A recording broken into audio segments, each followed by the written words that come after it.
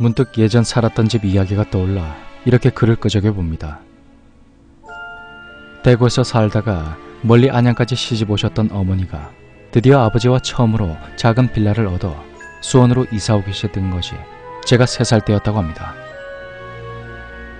그때부터 고등학교 1학년 접어들 때까지 살았었는데 그 집에서 살면 살수록 저와 어머니에게만 이상한 느낌이라고 할까? 그러한 느낌과 함께 이상한 일들이 몇 가지 생겼습니다.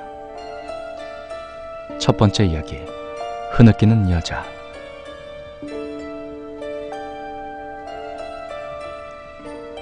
제가 초등학교 3학년 때 일입니다. 비록 작은 빌라였지만 3층이었고 빌라 특성상 3층부터 베란다가 있었던 구조였기 때문에 저와 동생이 쓰던 작은 방과 베란다는 큰 문으로 연결되어 있었습니다.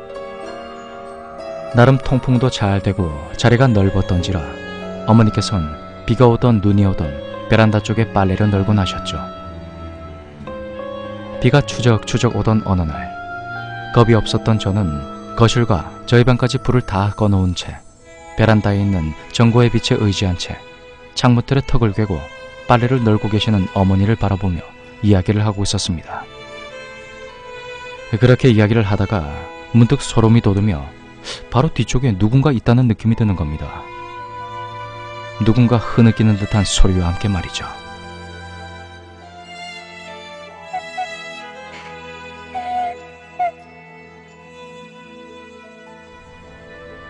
순간적으로 확 돌아봤지만 아무것도 없었습니다. 전 순간 몸이 얼어 움직일 수가 없어서 어머니께 무슨 소리 들리지 않았냐 말을 했지만 어머니는 아무런 소리도 듣지 못했다고 하셨습니다. 생각해보면 그때부터가 시작이었던 것 같습니다. 그 집에서 밤에 쉽사리 잠을 들지 못했던 것이.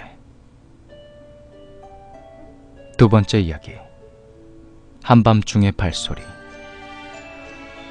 그 사건 이후부터 전 밤에 특히 혼자서는 방에 불을 끄고 자지 못하고, 그건 지금도 마찬가지고요. 저희 외할아버지와 이모 중 한 분은 영감이 조금 강하신 편이었고 저희 가족 중에선 어머니와 저만이 조금 느끼는 정도입니다. 아버지와 여동생은 아예 느끼질 못하는 편이고요. 방이 2개였기에 이사 직전까지 동생과 저는 베란다와 큰 창문으로 연결된 작은 방에서 잠을 잘 수밖에 없었는데 매일 밤만 되면 커튼을 꼭 쳐야 했고 그것도 모자라 창문틀 위쪽에 커튼, 밑자락들을 다 올려서 아예 그 베란다가 보이지 않게 해야만 겨우 잠에 들 수가 있었습니다. 침대에서 머리를 눕히는 쪽이 창문 쪽이고 누워서 위쪽을 보면 커튼과 창문 사이로 베란다 천장 쪽이 보이는 그런 위치였죠. 겨울에는 몰라도 여름엔 너무나도 후덥지근했기에 동생이 커튼도 다 걷고 베란다 창문도 활짝 열고 자자고 했지만 전 도저히 그럴 수가 없었습니다. 커튼을 치지 않으면 당연히 보였고 커튼을 쳤을 때조차 눈으로 보이는 베란다 창문 쪽에 누군가가 서서 바라보고 있는 느낌이 강하게 들었기 때문입니다. 거기다가 가장 무서웠던 건 매일 새벽 2, 3시만 되면 눈이 딱 떠지는 것이었죠. 정말 너무 피곤해서 몸을 눕히자마자 자게 되더라도 항상 2, 3시에 깨는 겁니다.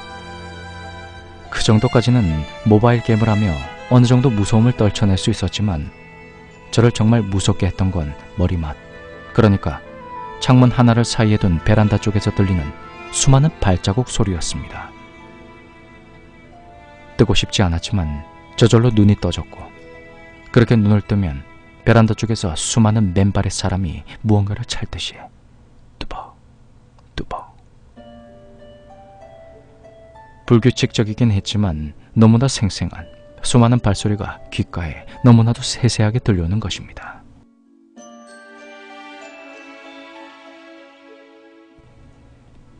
그때 당시엔 아버지와 동생에겐 당연히 먹히지도 않는 이야기였고 어머니 또한 들은 적이 없다고 하셨기에 전 그 소리가 나면 창문으로 넘어올까봐 매일 저녁 옆에 자는 동생을 깨우지도 못한 채 혼자 덜덜 떨었던 기억이 납니다. 그리고 몇 년 후 저희는 이사를 가게 되었고 짐 정리 후 얼마 되지 않아 어머니께서 조용히 저를 부르시더니 말씀을 하십니다.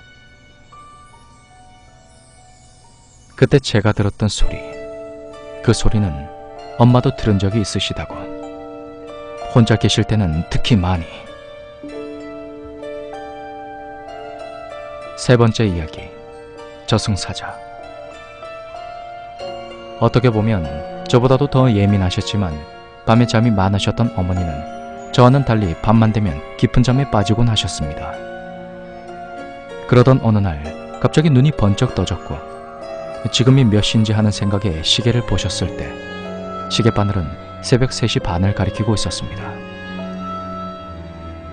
초등학생 둘에 도시락까지 쌓여 있기에 얼른 다시 잠에 들어야지 한숨이라도 더 잔다는 생각에 다시 자리 잡고 누우셨지만 그날따라 이상하리만치 잠이 오지 않으셨다고 합니다.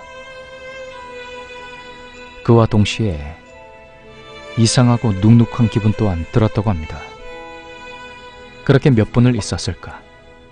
어머니는 안방문을 항상 잠그고 주무셨는데 안방문 쪽으로 자연스레 시선이 가셨다고.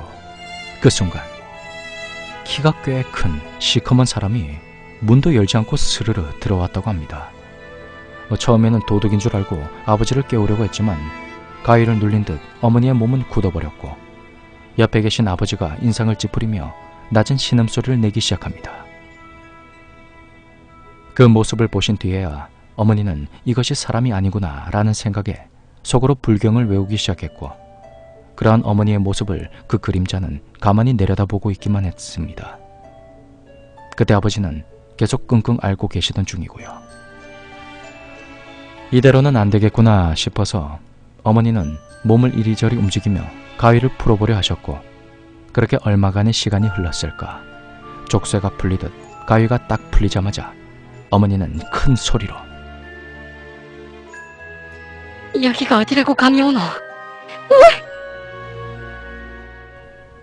그리곤 옆쪽으로 손에 집히는 물건들을 들어 그림자 쪽으로 던졌고 불경을 외우며 악을 쓰셨다고 합니다.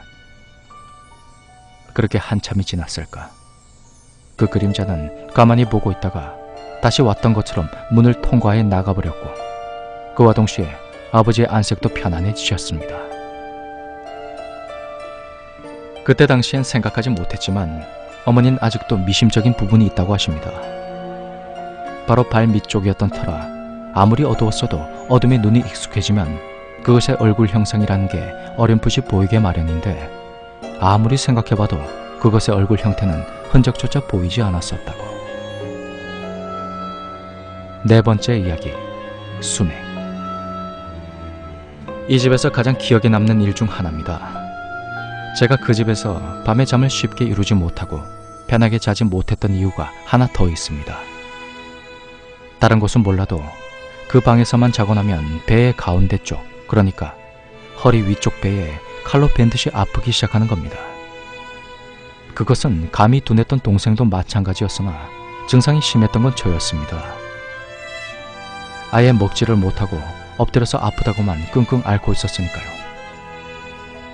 보다 못한 어머니가 며칠 안방에서 재워주시고 나니 괜찮아졌지만 다시 그 방에서 자기 시작하면 돌아옴이 타불이었습니다.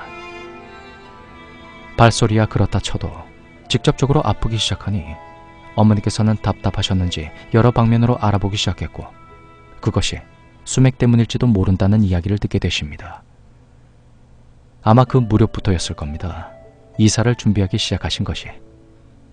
다행히도 그 무렵 IMF를 딛고 아버지의 사업이 다시 조금씩 번창하기 시작해 지금 살고 있는 이 집으로 이사를 왔고 이사 온 이후로 저와 동생은 거짓말같이 배가 아픈 증상을 한 번도 느끼지 못했습니다.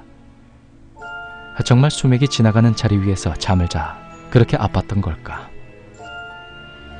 아직도 그 집은 있지만 전 그곳 근처로 지나가길 꺼려합니다.